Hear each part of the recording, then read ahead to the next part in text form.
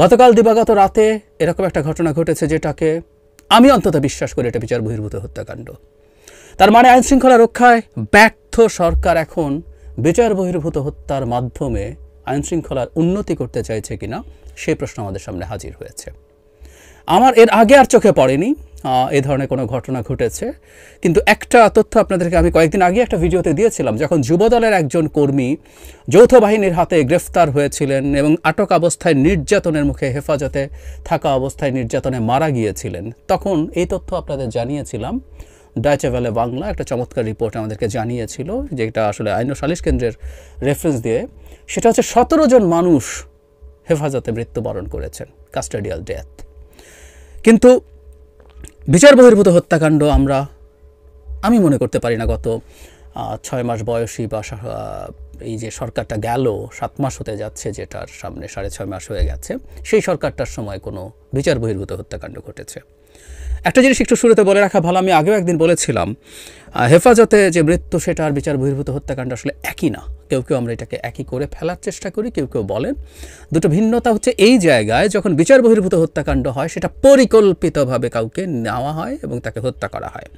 আর custodial death বা হেফাজতে মৃত্যু সেটা একজন মানুষকে গ্রেফতার করা হয়, তাকে নির্যাতন করা হয়, এবং অনেক সময় যেটা হয় এই নির্যাতনের মাত্রাটা লিমিটের মধ্যে থাকে না, মানে যতটুকু হলে মানুষ মারা যাবে না তার মধ্যে থাকে না, মানুষ মারা যায়। তাছাড়াও বিভিন্ন মানুষের সহ্য ক্ষমতা বিভিন্ন রকম, অনেক মানুষের বিভিন্ন রকম রোগ ব্যাধি থাকতে পারে, ফলে খুব তুলনামূলক কম নির্যাতনেও মানুষ মারা যেতে পারে। সো তার ইন্টেনশন মানুষকে মেরে ফেলার থাকে না যখন হেফাজতে মৃত্যু হয়, আর এটা এক্ষেত্রে ইন্টেনশন থাকে। যদি আমি বহুবার বলেছি, হেফাজতে কাউকে শারীরিক নির্যাতন দূরে থাকুক, বাংলাদেশের হেফাজতে নির্যাতন এবং মৃত্যু নিবারণ আইন অনুযায়ী 2013 কাউকে মানসিক নির্যাতনও সেই নির্যাতনের সংজ্ঞায় নির্যাতন, এবং কাউকে সেটাও করা যাবে না, এটা চট থাপ্পড়ও ন্যূনতম দূরেই থাকুক, হুমকি দেওয়া যাবে না। যাই হোক, গতদিন যেটা হয়েছে সেটা হচ্ছে এরকম, মোহাম্মদপুরে যৌথ বাহিনীর অভিযানকালে কোট আনকোট গুলি বিনিময়ে নিহত 2 পুলিশ বলছে।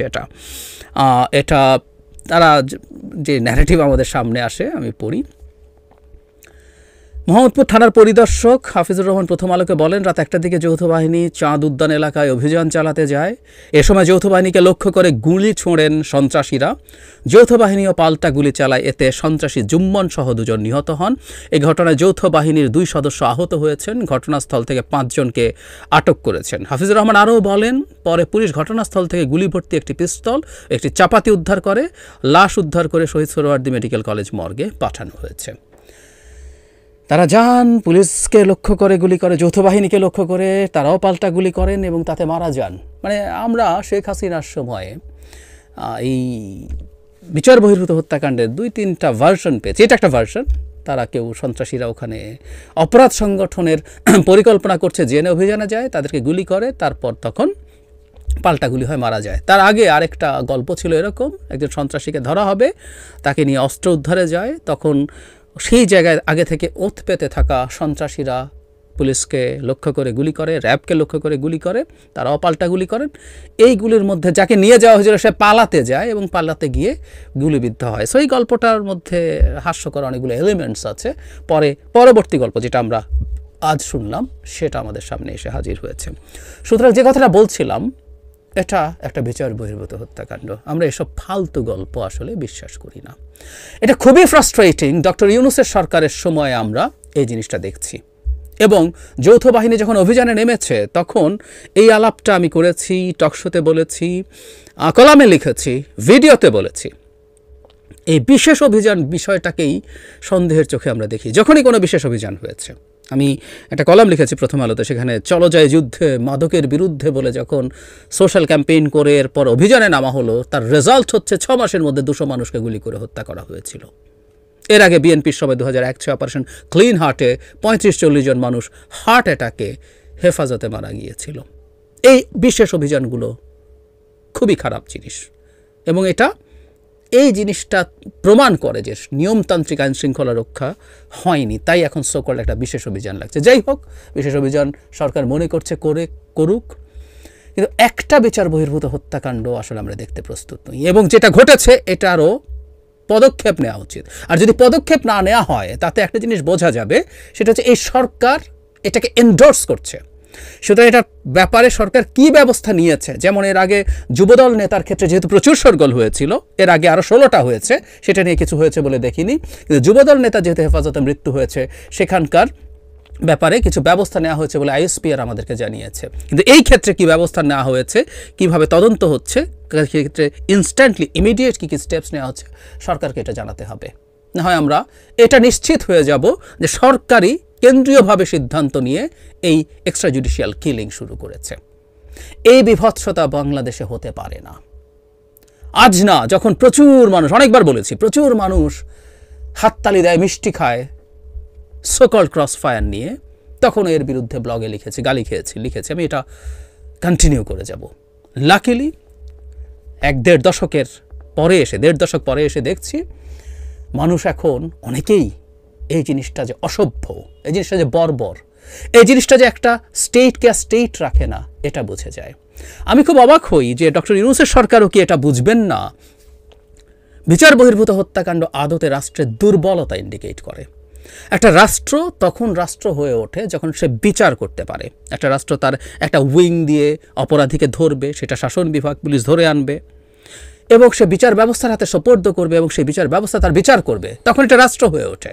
তার কঠোর বিচার হোক, অপরাধ যদি এমন হয় তার মৃত্যুদণ্ড, যেহেতু আমাদের এখনও আছে, তার মৃত্যুদণ্ড হোক, কিন্তু ধরে খুন করে ফেলবে, এটা রাষ্ট্রের লক্ষণ না, এটা রাষ্ট্রের লক্ষণ না, এটা সন্ত্রাসীর লক্ষণ। সো যখন একটা রাষ্ট্র নিজে সন্ত্রাসী হয়ে ওঠে, সরকার নিজে সন্ত্রাসী হয়ে ওঠে, এটা অত্যন্ত নেগেটিভ রাষ্ট্রের জন্য, রাষ্ট্রের ইন্টিগ্রিটির জন্য, রাষ্ট্রের অস্তিত্বের জন্য। এই ব্যাপারটাই রাষ্ট্র বোঝে না, সরকার বোঝে না। বহুবার বলেছে, আবার একটু যোগ করতে চাই, রাষ্ট্রের সাথে প্রত্যেকটা নাগরিকের একটা চুক্তি আছে।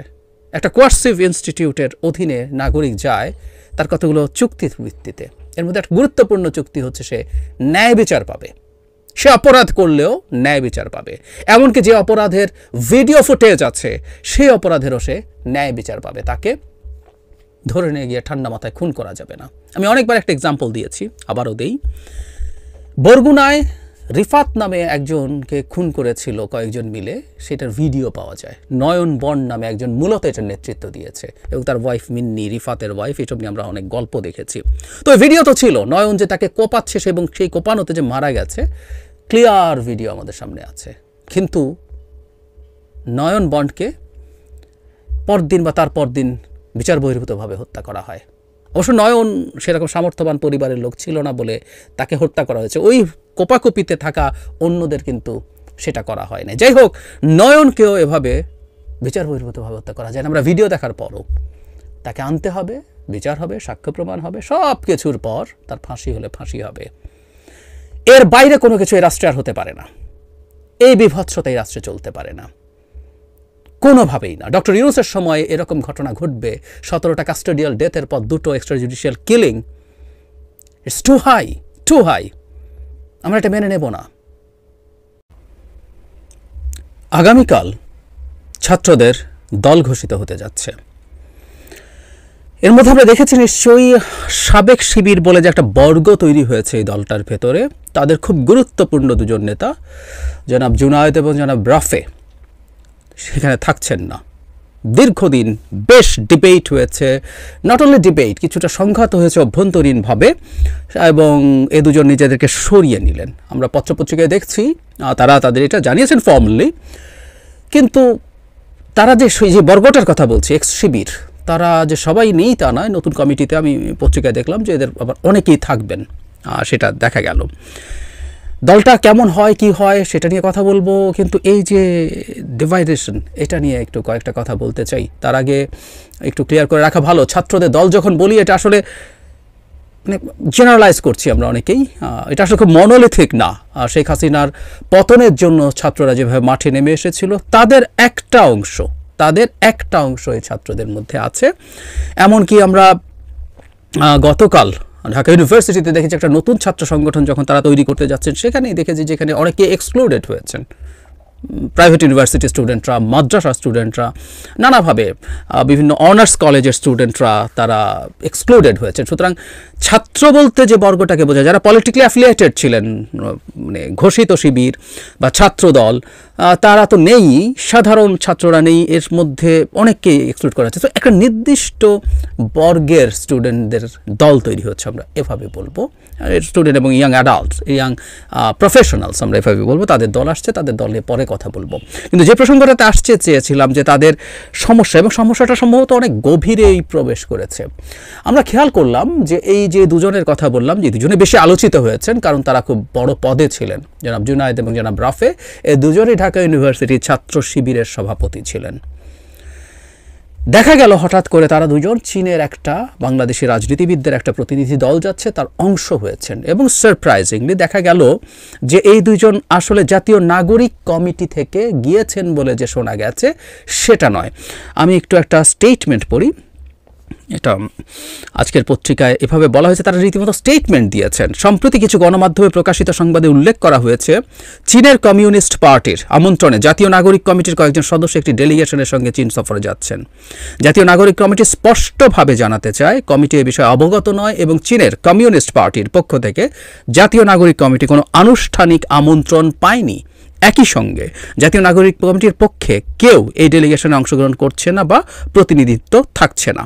জাতীয় নাগরিক কমিটি আরও স্পষ্ট করতে চায়, সংগঠনের কোনো আনুষ্ঠানিক সিদ্ধান্ত ছাড়াই যদি কেউ জাতীয় নাগরিক কমিটির নাম ব্যবহার করে ডেলিগেশনে যোগ দেয় বা কোনোরূপ কমিটির প্রতিনিধিত্ব করার দাবি করে, তা সম্পূর্ণ ব্যক্তিগত উদ্যোগে এবং এর সাথে তাদের কোনো সম্পর্ক নেই, বলছে সবাইকে সতর্ক থাকতে। খুবই ইন্টারেস্টিং একটা ব্যাপার, সেটা হলো চায়না তাহলে এই দুজনকে কেন দাওয়াত দিল? আমরা দেখেছি বিভিন্ন রাজনৈতিক দল, বিএনপি আছে, বিপ্লবী ওয়ার্কার্স পার্টি, গণসংহতি আন্দোলন, এরকম বিভিন্ন জায়গা থেকে, যুবদল, এরকম বিভিন্ন। কিন্তু এখন প্রশ্ন হচ্ছে, এই দুজন যদি জাতীয় নাগরিক কমিটির পক্ষ থেকে সিলেক্টেড না হয়, তার মানে চায়না এই দুজনকে আলাদাভাবে সিলেক্ট করেছে, ইটস ফর শিওর। অথবা চায়না কারোর সাথে যোগাযোগ করেছিল, তারা রেকমেন্ড করেছে। এটা কি জামায়াত বা শিবির রেকমেন্ড করেছে? এটা নিয়ে অনেকে আমার বিরুদ্ধে তেড়ে আসেন, কিন্তু আমি নিয়ে কয়েকটা স্পষ্ট প্রশ্ন করব। আসলে আমার কিছু প্রশ্ন আছে তাদের প্রতি, আগেও করেছি। আমরা যারা এরা আছেন, বিশেষ করে এই দুজন, তাদের কাছেও আমার কিছু প্রশ্ন আছে, সেই জায়গায় আসবো। সো এটা খুবই ইন্টারেস্টিং একটা ফাইন্ডিং। নাগরিক কমিটি জানে না, কিন্তু তাদের দুজন নাগরিক কমিটির নামে চায়না সফরে যাচ্ছে, এবং চীনও তাহলে কতদের সাথে, কাদের সাথে, কতভাবে সম্পর্ক ডেভেলপমেন্টের চেষ্টা করছে, এটাও আমাদের মনোযোগ ভবিষ্যতে থাকবে। যাই হোক, এই ঘটনাটা ঘটলো, কিন্তু এটা পুরোপুরি ঘটেছে তা না। আসলে মূল সমস্যা হয়েছিল, তারা যে দুটো পদ চেয়েছিলেন সেই দুটো পদ পাননি। এমনও আমরা নিউজে দেখেছি তাদের জন্য পদ তৈরি করার কথাও হয়েছিল, সিনিয়র যুগ্ম আহ্বায়ক, সিনিয়র যুগ্ম সদস্য সচিব, এরকম পদ দিয়েও রাখার চেষ্টা হয়েছিল তাদেরকে অ্যাকোমোডেট করার জন্য, কিন্তু তারা সম্ভবত সেটাই শেষ পর্যন্ত অ্যাগ্রি করেননি এবং তারা শুভকামনা জানিয়ে এই প্রসেসে থাকবেন না বলছেন। কিন্তু টেকনিক্যালি তারা এখনও নাগরিক কমিটিতে আছেন, কারণ নাগরিক কমিটি থেকে যারা দলে যাবেন তারা যাবেন, যারা যাবেন না তারা সেখানে থেকে যাবেন। এবং আমরা দেখেছি নাগরিক কমিটির 3টা বা 4টা পদ রেখে বাকি সবগুলো বাতিল করে দেওয়া হয়েছে। এখন নতুন কমিটি নিশ্চয়ই ওখানে তৈরি হবে, কারণ নাগরিক কমিটির যারা দায়িত্বপ্রাপ্ত ছিলেন, আহ্বায়ক এবং সদস্য সচিব দুজনই, যারা নাসিরুদ্দিন পাটোয়ারি এবং জনাব আক্তার, দুজনই দলে যাচ্ছেন, এমন নিউজ আমরা দেখলাম। ফলে ওই জায়গাগুলো ফাঁকা হতে যাচ্ছে। আমরা ওই জায়গাগুলোতে আবার তাদেরকে দেখব কি না, সেটাও আমাদের খেয়াল রাখতে হবে, সেটাও সম্ভাবনা আছে। আর দলের পদের ক্ষেত্রেও এই এক্স শিবির যে বর্গ আছে, তারা অনেকেই নাকি আছে। কারা কারা থাকবেন আমরা আগামীকালে স্পষ্ট হব। যাই হোক, আমি আগেও এই বিষয়টা নিয়ে তীব্র ডিবেট তৈরি হয়েছিল, আমি তাদেরকে নিয়ে আলাদা একটা ভিডিওতে কথা বলেছিলাম। আমার কিছু ধারণার কথা, আমি যেভাবে শিবিরকে দেখেছি, আমি একদম এইচএসসিতে পড়ার সময় খুব কাছ থেকে শিবির দেখেছি, এটা ওখানে বলেছি। সো কীভাবে তারা অপারেট করেন, এই দল কীভাবে অপারেট করে, আমার ধারণা আছে। আমাদের জনপরিসরে এই আলাপগুলো হোক, এই আলাপগুলো হওয়া দরকার আছে, এগুলো নিয়ে তারা তাদের ইন্টারাকশনটা করুক।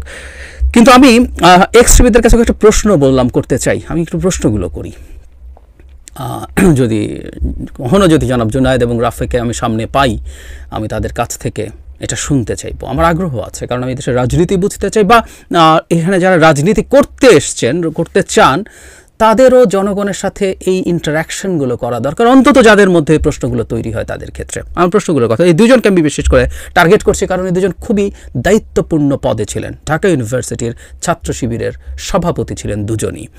আচ্ছা, তারা ছাত্র শিবির আর করছেন না, এক্স শিবির মানে তারা আর করছেন না। স্বাভাবিক নিয়মে তাদের জামায়াতে ইসলামীতে যাওয়ার কথা ছিল, এটা সাধারণ ট্রেন্ড, সবাই জান তা না, কিন্তু সাধারণ ট্রেন্ড হচ্ছে এটা, তারা জামায়াতে ইসলামীতে যাবেন। তারা তো যাননি। আচ্ছা, তার মানে কি তাদের জামায়াতে ইসলামী ভালো লাগছে না? আমি একটু জবাবটা জানতে চাই। যদি ভালো না লেগে থাকে, সেটা কেন ভালো লাগছে না আমার কৌতূহল হয়। আচ্ছা, তারা গেলেন না, কিন্তু তারা সবাই আবার একত্র থাকতে পারছেন। তার মানে তাদের তো নির্দিষ্ট কোনো আইডিওলজি আছে যেটা তাদেরকে একত্র রাখছে এবং তারা একটা বর্গ হিসাবে কাজ করছেন। তাহলে আমার প্রশ্ন, জাতীয় নাগরিক কমিটিতে কেন তারা? জাতীয় নাগরিক কমিটিতে ইসলামী আন্দোলন বা ইসলাম বেসড কোনো আন্দোলন করতে যাচ্ছে না, পার্টি করতে যাচ্ছে না। এর মধ্যে তারা ঘোষণা করেছেন তারা মধ্যপন্থী দল তৈরি করবেন। তাহলে এতদিন যারা ইসলামী ছাত্র শিবির, ইসলামী শব্দটা রেখে একটা দল করতেন, তাদের পরবর্তী দলটাও জামায়াতে ইসলামী, ইসলামী রেখে, তাহলে কি তারা ইসলামী রাজনীতি পছন্দ করছেন না এখন? আমার মনে এই প্রশ্ন তৈরি হয়েছে। আমি একটু জানতে চাই, আসলে আমি সরাসরি দেখা হলে জানতেও চাইবো এদের কারো কাছে। তাহলে কি ইসলামী রাজনীতি পছন্দ করছেন না? তার মানে আপনারা এতদিন যে রাজনীতি করেছেন সেটা কি ভুল ছিল? কারণ ইসলামী রাজনীতি করলে এটা তো ইসলামিক দল হচ্ছে না। তাহলে এখানে কেন আপনারা? কেন এখানে পদে থাকার জন্য এতটা চেষ্টা, চরিত্র, এত কিছু? কেন এটাকে আপনাদের নতুন পলিটিক্যাল ড্রিম মনে করছেন? আমার একটু জানার আগ্রহ আছে। আর যদি আপনাদের ইসলামী রাজনীতি প্রধান লক্ষ্য ছিল, হতে পারে যে আপনার ইসলামিক রাজনীতি লক্ষ্য, কিন্তু আপনার এখন ছাত্র শিবির করে আর ভাল লাগেনি, আপনি ওখানে থাকলেন না এবং এই কারণে আপনি জামায়াতেও আর গেলেন না। সো ইসলামী রাজনীতি যদি টার্গেট থাকে, তাহলে তো কথা ছিল আপনারা আরেকটা ইসলামী রাজনৈতিক দল খুঁজবেন যেখানে কাজ করতে পারেন। না হলেও যদি কোথাও না পাওয়া গেল, এই বর্গটা একটা রাজনৈতিক দল তৈরি করবে, একটা নতুন ইসলামী রাজনৈতিক দল তৈরি করবে। আপনাদের তো সাংগঠনিক অভিজ্ঞতা আছে, রাজনীতির অভিজ্ঞতা আছে, তাই তো করার কথা ছিল যে আমার এটা ভালো লাগছে না, আমি নিজে একটা রাজনৈতিক দল তৈরি করব। বাংলাদেশে এই ধরনের ইডিওলজিক্যাল দলগুলো ভেঙে, বিশেষ করে একটা এক্সট্রিমের মানে ডিফারেন্ট পোলের একটা ইডিওলজিক্যাল দলগুলো হচ্ছে বামপন্থী দলগুলো, তারা ভেঙে ভেঙে বামপন্থী দলই হয়েছে। কেউ কেউ কোনো একটা সময় এই পন্থা থেকে বিশ্বাস হারিয়ে মেন স্ট্রিম দলগুলোতে চলে গেছে। তারা সেটা পরবর্তীতে বলেছেন যে আমি এখন আর এই আদর্শে বিশ্বাসী নই, আমি আর কমিউনিজমে বিশ্বাসী, আমি সোশ্যালিজমে বিশ্বাসী নই। তাই আমরা জানি প্রচুর বামপন্থী দল থেকে বিএনপি, আওয়ামী লীগ দুই দলের লোকজন গেছে এবং তারা সেই আদর্শটাকে আর সঠিক মনে না করেই গেছেন। আমি ব্যক্তিগতভাবে এরকম খুব বড় বড় কয়েকজন নেতার সাথে কথা বলে দেখেছি, তারা ব্যক্তিগতভাবে তো বলেনি, তারা এই কথাগুলো অন রেকর্ড ইন্টারভিউতেও বলেন। সো আমরা আসলে এই এক্স শিবির যারা আছেন তাদের কাছ থেকে এই ধরনের মতামত পেতে চাই। আপনারা কি আর ইসলামী রাজনীতির আদর্শে বিশ্বাসী নন, নাকি ইসলামী রাজনীতির আদর্শে বিশ্বাসী? তাহলে কিন্তু অনেকগুলো কনফ্লিক্ট তৈরি হয়। আমি আসলে বুঝতে চাইছি, আমি একজন অবজারভার এবং অ্যানালিস্ট হিসেবে আমার এই যে একটা নতুন বর্গ আমাদের সামনে এসে হাজির হলো, তাদের চিন্তা, তাদের আদর্শ, সেটা আমার জানার কৌতূহল আছে এবং একই সাথে আমি মনে করি তাদেরও এক ধরনের দায়িত্ব আছে। তারা কি চান, কিভাবে চান, কেন চান? হতেই পারে কারো ইসলামী রাজনীতি যে ফর্মে ছিল সেই ফর্মে আর ভালো লাগছে না, বা ইসলামী রাজনীতি আর ভালো লাগছে না, কিন্তু সবাই একত্রে ইন্টিগ্রেটেড ওয়েতে একই কীভাবে থাকেন? শিবিরে যারা কাজ করবেন না তারা প্রত্যেকে একই হবেন না তো। মানে কমিউনিস্ট দলগুলো যারা ছেড়েছে সবাই তো একই পার্টিতে একসাথে চলে যান নাই, প্রত্যেকে বিভিন্ন বিভিন্ন জায়গায় তাদের অবস্থান তৈরি করতে চেষ্টা করেছেন। তো তাহলে এই বর্গটা এবং তাদের প্রতিনিধি হিসাবে আমাদের সামনে এই দুটো মুখই সবচেয়ে সিগনিফিক্যান্ট, এবং শেখ হাসিনার বিরুদ্ধে যে লড়াই তাতে এদের গুরুত্বপূর্ণ অবদান আছে, নিশ্চিতভাবেই আছে। শিবিরের খুব গুরুত্বপূর্ণ রোল আছে, এক্স শিবিরদেরও আছে। তো সুতরাং তাদের জায়গা থেকে এই জিনিসগুলো খোলাসা হওয়া দরকার। একটা রাজনীতিতে পরিচ্ছন্নতা ইম্পর্ট্যান্ট।